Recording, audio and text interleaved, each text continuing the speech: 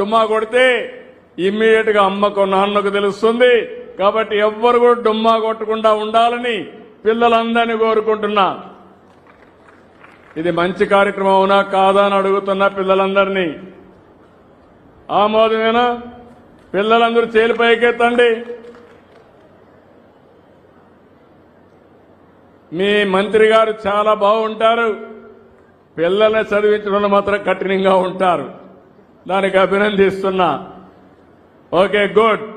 తల్లిదండ్రులు యాప్ చూస్తారని అడుగుతున్నా, డౌన్లోడ్ చేసుకుంటారా లేదా? మీరు అందరికీ సెల్ ఫోన్లు ఉన్నాయా? ఉన్నాయంటే చేలు పైకెత్తండి.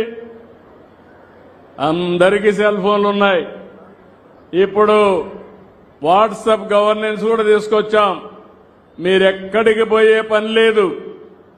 ఒక్క వాట్సాప్ గవర్నెన్స్ లో ఏం కావాలనో చెప్తే చేసి మళ్లీ మీకు సమాధానం చెప్పే బాధ్యత, పనులు చేసే బాధ్యత ఈ ప్రభుత్వం అందని చెప్పి కూడా నేను మీకు తెలియజేస్తున్నా. ఈరోజు ఫస్ట్ టైం స్కూల్స్ లో మీరు చూస్తే ప్రతి ఒక్కరికి నాణ్యమైన ఆకర్షణీయమైనటువంటి యూనిఫామ్ తీసుకొచ్చారు. షూ కూడా బాగుంది, పుస్తకాలు బాగున్నాయి, బ్యాగులు కూడా బాగున్నాయి. కొత్త చెరువుకు వస్తే మళ్ళా నాకు చదువుకోవాలనిపిస్తా ఉంది. ఒక బ్రహ్మాండమైన వాతావరణం ఉంది ఇక్కడ. ఇప్పుడే నేను క్లాస్ రూమ్ పోయాను. నేను కూడా టీచ్ చేశాను. నేను కూడా టీచ్ చేసి పిల్లల యొక్క ఉత్సాహం చూశాను. చాలా ఆనందంగా ఉన్నారు.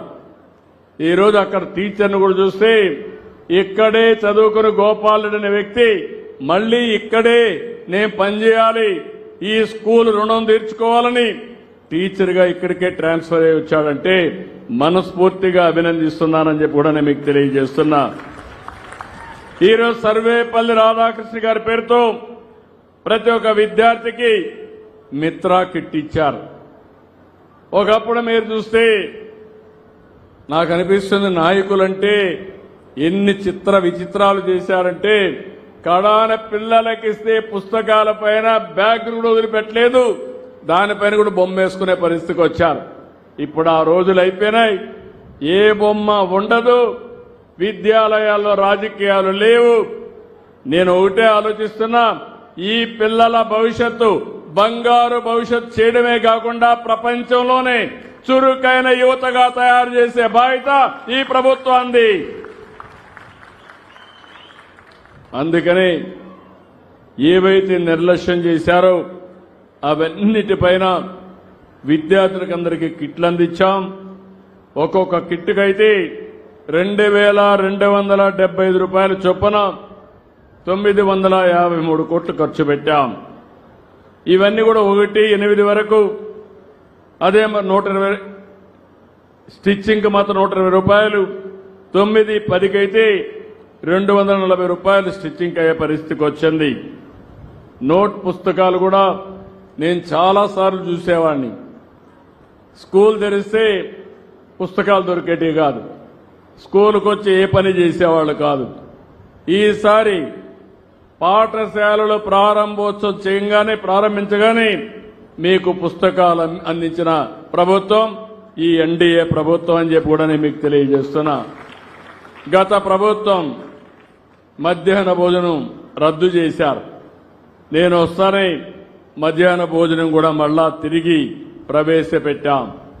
మీరు ఒక్క విషయం గుర్తుపెట్టుకోవాలి, నేను చిన్నప్పుడు చదువుకున్నప్పుడు నేనే క్యారియర్ తీసుకుని 6 కిలోమీటర్లు నడిచి చదువుకునే దానికోసం క్యారియర్ గాని పొట్లాలు కట్టుకుని 6 కిలోమీటర్లు నడిచి వాగులు వంకలు అంతా కూడా నడిచి స్కూలు పోయి చదువుకొని మళ్ళా ఇంటికి వచ్చేవాడిని. అంటే 2 సార్లు 12 కిలోమీటర్లు నడిచేవాడిని.